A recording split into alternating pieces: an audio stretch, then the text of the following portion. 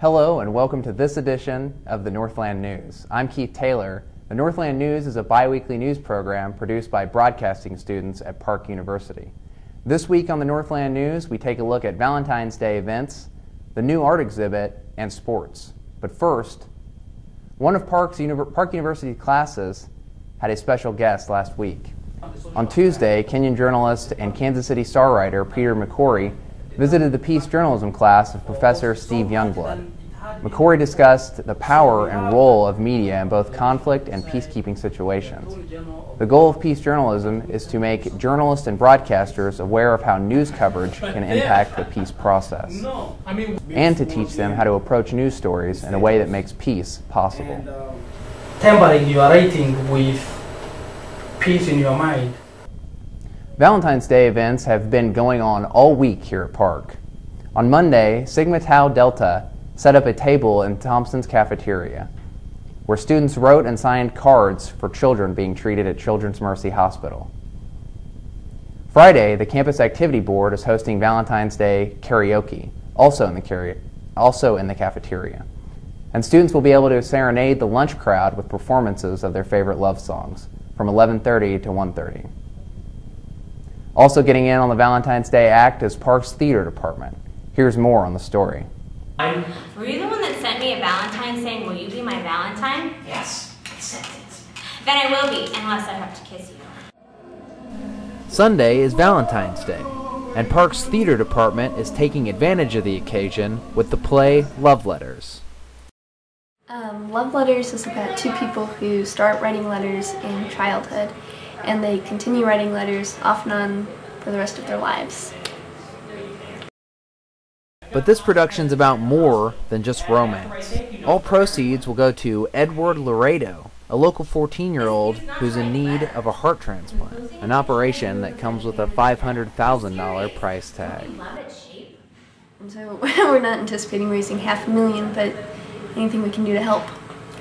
I will not write personal notes in class. I will not write personal notes in class. Love Letters will run Thursday to Friday at 8 p.m. in the David Theater, located in Alumni Hall. Tickets will be available at the door for a minimum $1 donation. There's something new to see in the Campanella Art Gallery. The GeoSip art exhibit is now on display. It contains work from the Algeria series and features paintings, drawings, and prints inspired by the September 11th attacks. You can view this exhibit until March 12th. For a list of viewing times, please visit park.edu. Student Life is looking for new student leaders to take charge. Jessica Peters has more on the story. Do you have what it takes? Park is now accepting applications for student leader positions. Last Wednesday, Student Life held an informative reception for interested students, and I found out what it takes to be a student leader. Qualifications-wise, for any of the positions in student leadership, you need to have a 2.75 GPA, lived in the school dorms for a semester at least, and be a full-time student. The kind of qualities you'd want is to be creative, love to be with people, want to help out, be generous with your time, and basically be enthusiastic. Although there are many benefits to being a student leader, one student is looking forward to being more involved. I'd like to be more involved with the activities, the planning, and the carrying out of those activities. And I'd like to just be around more Park students and my friends. You can find more information on being a student leader at park.edu/student life. Reporting for the Northland News, I'm Jessica Peters.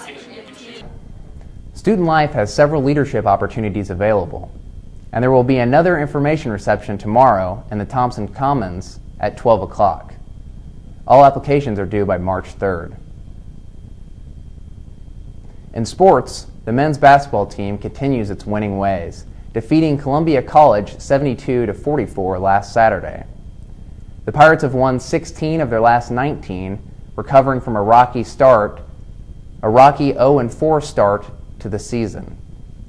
The Pirates currently hold top 25 rankings in 2 different polls, including a recent climb to 23 in a College Fans Sports Network poll.